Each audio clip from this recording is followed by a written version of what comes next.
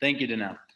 Matt Reddam is the current school and community wellness advisor for Butte County Office of Education and former policy and practice coordinator for Trauma Transformed.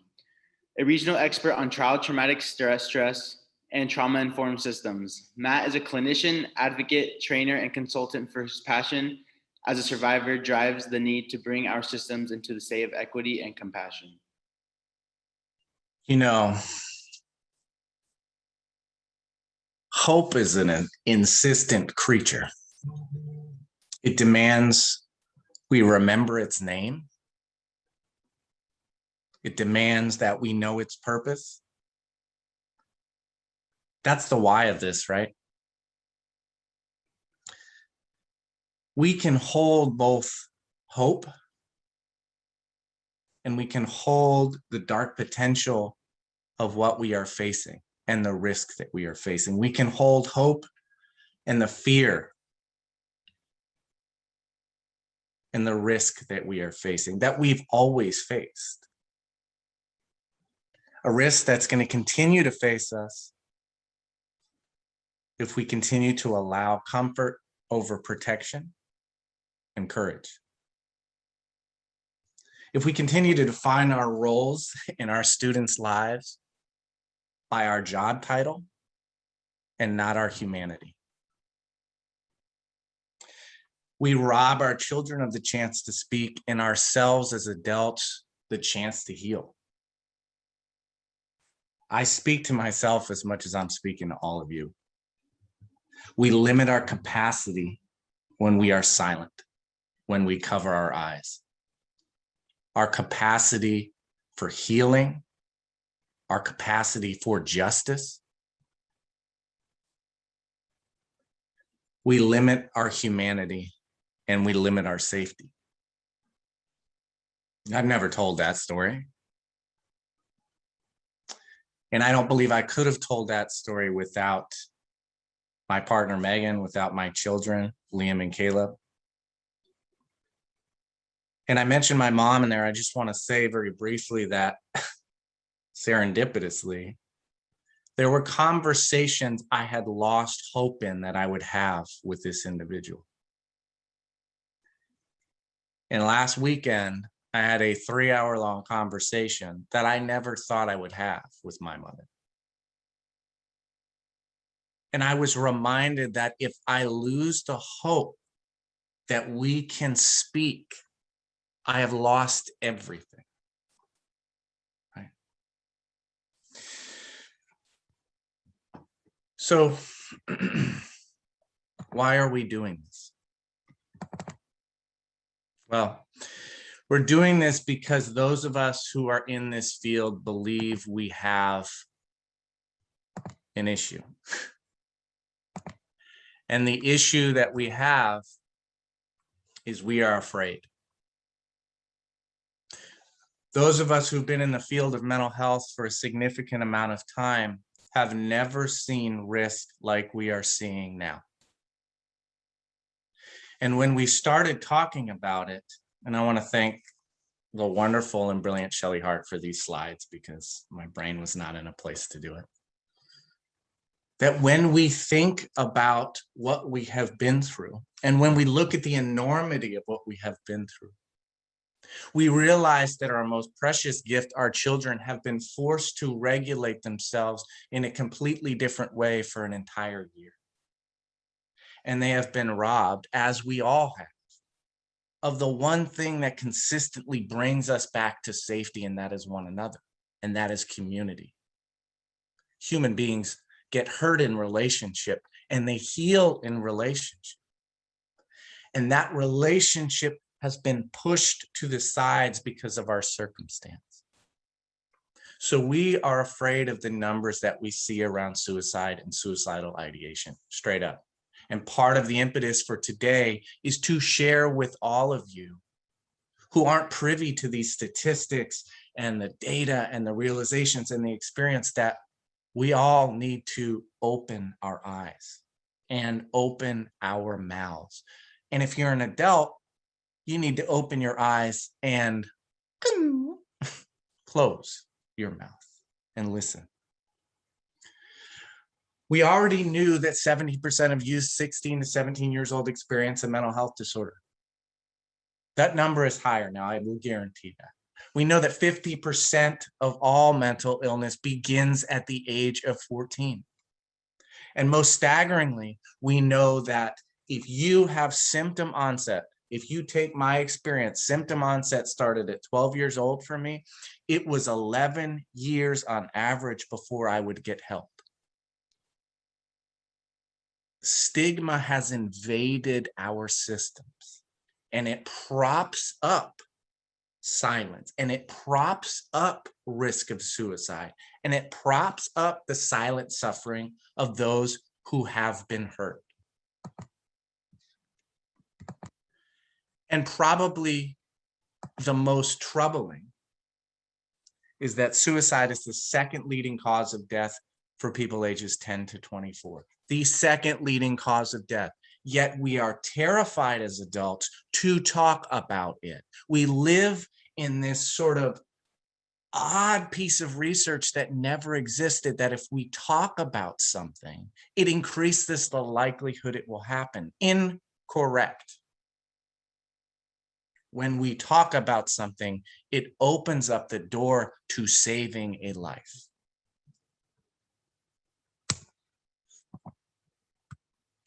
In the last decades, suicides for youth 10 to 19 years old have increased 56%. Name a public health issue in which we have that statistical significance, and we continue to do the same things we have always done, and I will show you the failure of a system. We have to understand that numbers don't tell the whole story, but for a system that relies on data and numbers, there are times when we must raise the red flag of concern and wave it, and that is what we are doing.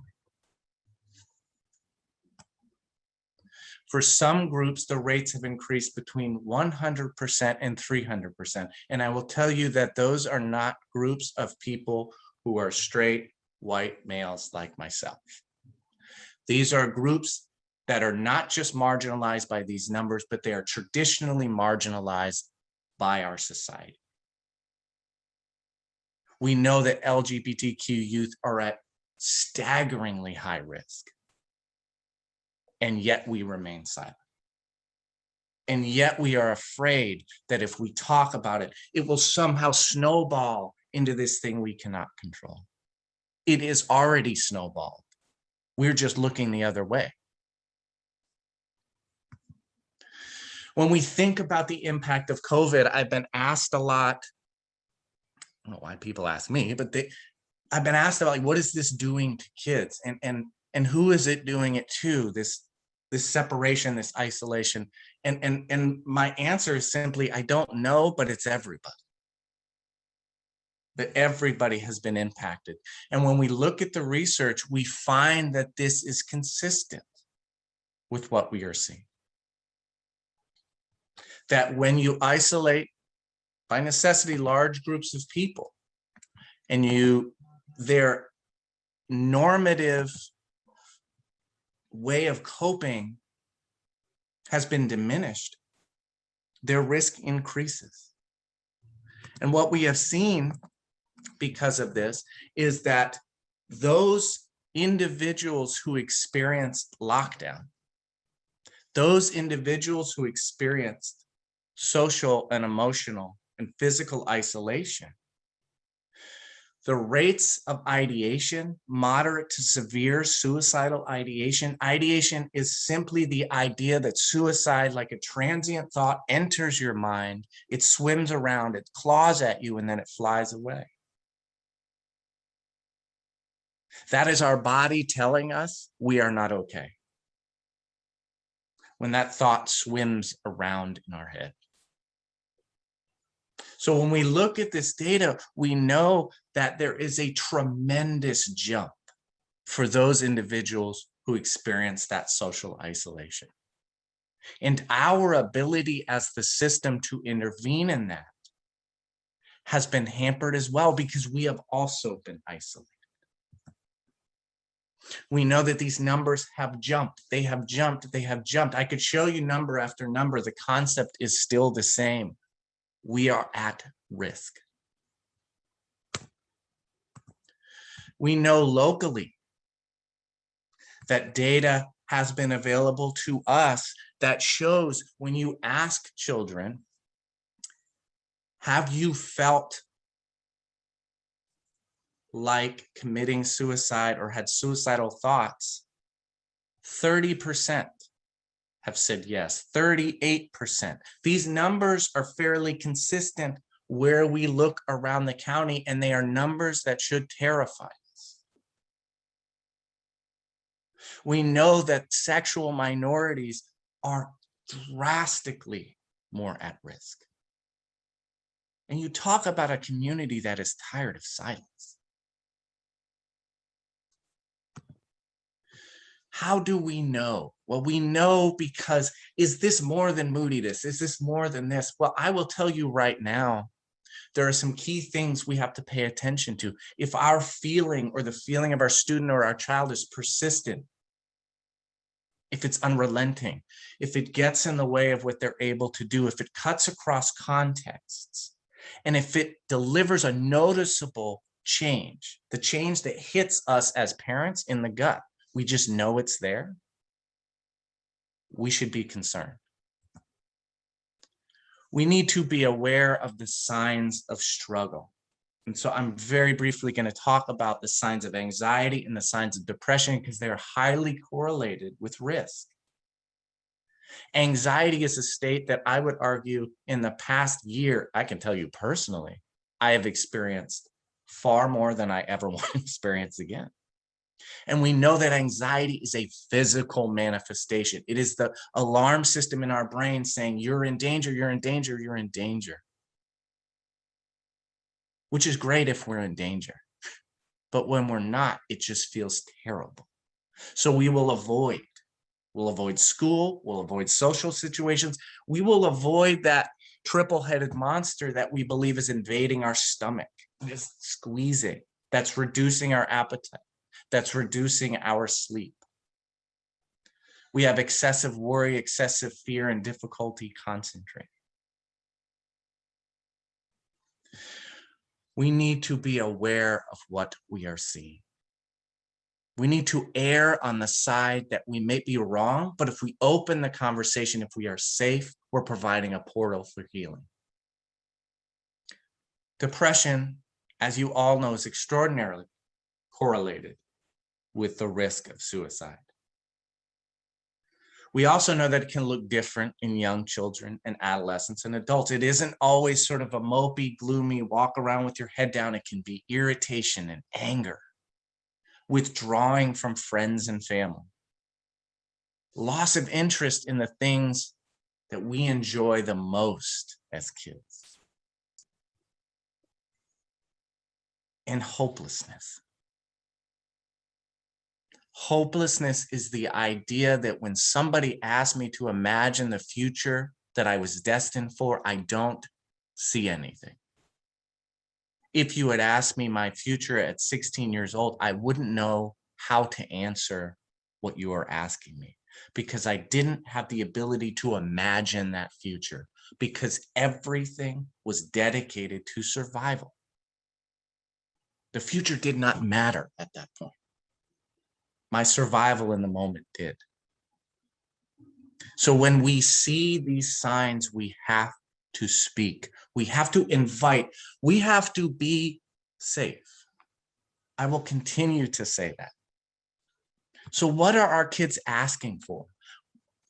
Danelle and the prevention unit and NVCF, y'all don't realize how lucky we are to have NVCF. You don't understand. But we are a rural community who has cried about the lack of funders, justifiably so. Because if you live north of the Bay Area, you might as well live in Washington. And we have an organization that is holding this pain, this work, and this hope for us.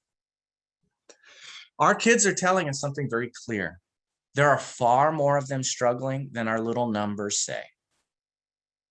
and they know each other far better than we do. They are saying the pressures of school, of college, of social media, of home, of the drama at home, of parents. God, I can imagine how tired my kids are of myself and their mom and the situation and the redundancy of not being able to have their people. 76% know somebody who is struggling. That means they're 76% at risk. When we ask these kids, how are we doing? It was a pretty clear answer, not well. Are we taking care of you? Are we providing the safety net that you all need? And they are saying primarily no. That they believe 1 teacher out of 7 understands and cares. They feel like they are not being seen. They feel like we are reaching people late or not at all, that when we start talking about suicide when they're in 10th grade, it is way too late, because guess what they've been talking about? Suicide, since they hopped on social media in 6th grade or 5th grade or 4th grade. So why? Why are we not doing a good job? What do we need to do more of? And they simply say, we aren't comfortable asking for help because you all are weird. When we talk about this, you become bizarro. And to us, that feels unsafe. Part of the reason I never said anything about what was happening to me is the worst pain I could have felt was somebody not believing me. And I wasn't willing to risk that. So I, as an adult now, make sure that I am safe. How do I do that? It's not rocket science. I listen. I don't pretend to know. I don't tell my story on top of theirs so I can one-up them. I shut up and listen.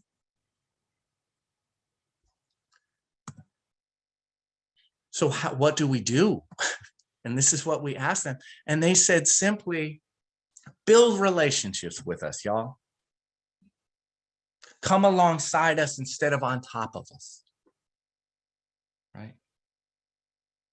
Start younger. You know, I'm honored, and I'm speaking to you kids now, that y'all allowed me to do this, because selfishly, I was able to take some of those bricks out of that backpack by telling that story. And I could never repay you all for that. And you were the ones who let me into this and allowed me to do this. And I'm going to be forever thankful. End the silence. It's controllable. End it.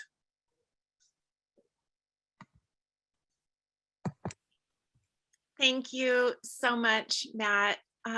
Your video diary was amazing, and you know how much I love working alongside you. And your story is just such a great reminder of the importance of healing the healers, and that every adult has that small child inside of them. And for some, your story will become part of their healing journey. And for that, we are so, so grateful to you. Thank you.